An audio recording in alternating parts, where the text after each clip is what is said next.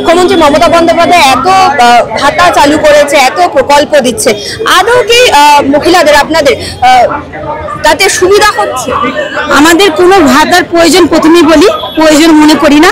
আমরা চাই আমাদের রুটি রোজগার 100 দিনের কাজ চালু করা হোক, তাতে আমাদের অনেক চলবে। কিংবা আমাদের যে গরিব মেয়েরা লেখাপড়া শিখছে, তারা যে দীর্ঘদিন আন্দোলন করে করে যে নিজেদের চাকরি থেকে যে বরখাস্ত করে, এই 26,000 চাকরি চলে গেল।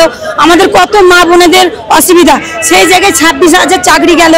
আমরা যে ICDS এর একটা করে যে চাকরি করি, সেটার পুষ্টি বাচ্চাদের নেই, মায়েদের নেই। ওনারা অনেক কিছু ঘোষণা করে দিচ্ছেন, মায়েদের এই দিতে হবে, মায়েদের ওই দিতে হবে। আমাদের ভাতার কোনো প্রয়োজন নেই।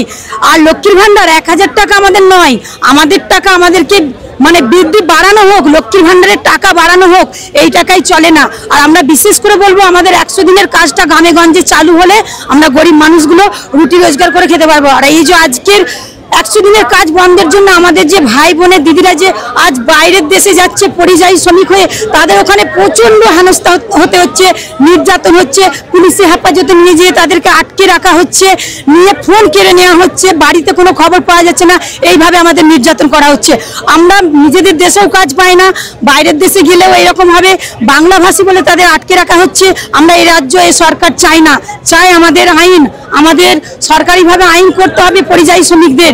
সেই দাবি নিয়ে আজকেও আমরা মিছিলে নামছি যে পরিযায়ী শ্রমিকদের এইভাবে আটকে রাখা, হেনস্থা করা যাবে না। আর বিশেষ করে বলবো, গ্রামে গঞ্জে ICDS, আশা, মিড ডে মিল এইসব দিদি নাকি মাইনে বাড়ানো হচ্ছে, এরকম একটা অভিযোগ ছিল। ICDS এর আমাদের 26,000 টাকা বেতন, মায়েদের পুষ্টি, বাচ্চাদের পুষ্টির জন্য 26,000। হ্যাঁ, আমাদের এই রাজ্য দেয় 4,500 টাকা, এই বেতন আমাদের চলে না। সেই জায়গা থেকে আমরা আন্দোলন করেই চলেছি, একটার পর একটা আন্দোলন, আমাদের প্রতিশ্রুতি দিয়েই যাচ্ছে। আমরা বলতে চাইছি, আমাদের কোনো প্রতিশ্রুতি নয়, আমাদের কোনো মানে বৃদ্ধি বাড়াতে না, বাচ্চাদের খাবার বাড়াতে হবে, আমাদের মাইনেটা ঠিকঠাক করতে হবে, সরকারি স্বীকৃতি দিতে হবে। এই নিয়ে আমাদের দাবি। মানে ICDS এ মিড ডে মিলগুলো 12 মাস কাজ করে যায়, তাদের 2,000 টাকা রোজে চলে না মিড ডে মিল। আজ মিড ডে মিল শুধু খেটে যাবে, অত ভাতের সময় তাদেরকে বলবে যে ভাত নেওয়া যাবে না, আমাদের নাকি খাবার বরাদ্দ নেই।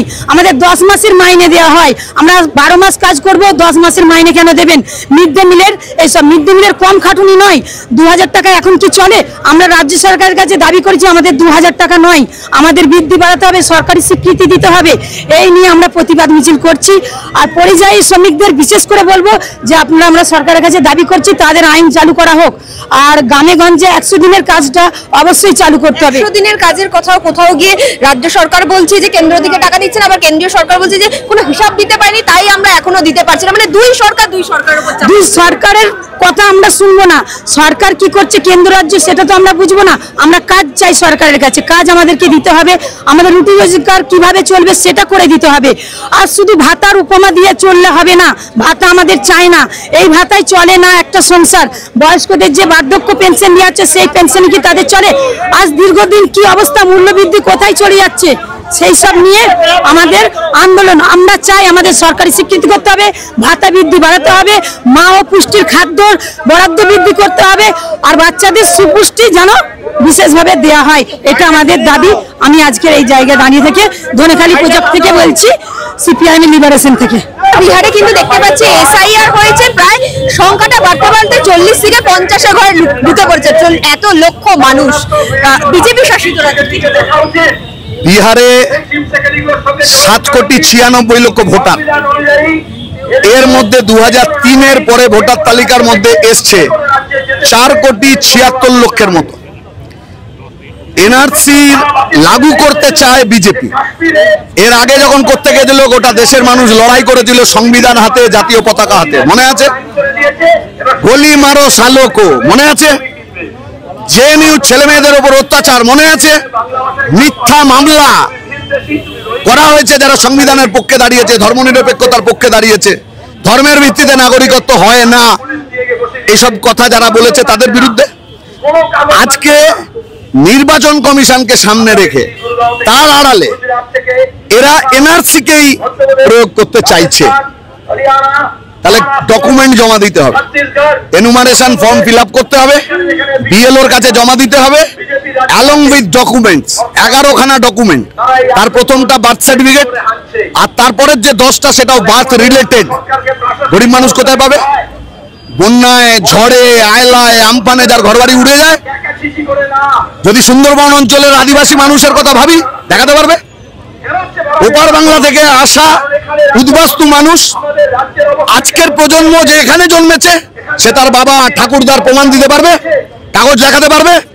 তাহলে বিজেপি, তৃণমূল, এই বিজেপি তার এই কর্মসূচি যা নিয়েছে তাতে মুসলমানের খুব বিপদ হবে না, আসলে বিপদ গরিব হিন্দু প্রান্তিক জন অংশের, এরা পড়বে বিপদে।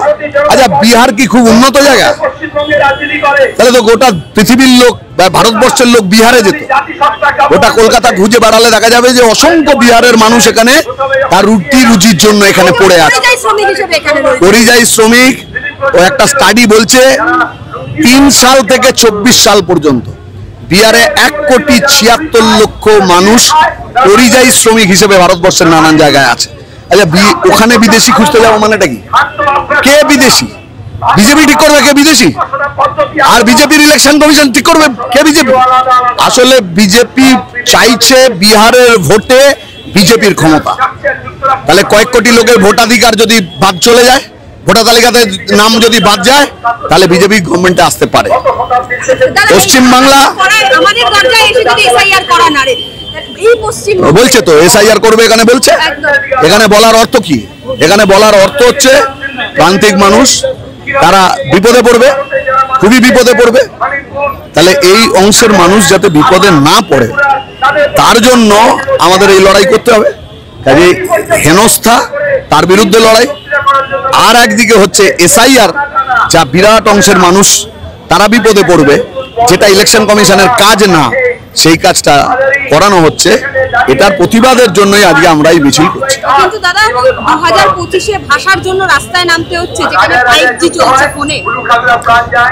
এটা যৌথ প্রকল্প বিজেপি এবং তৃণমূলের।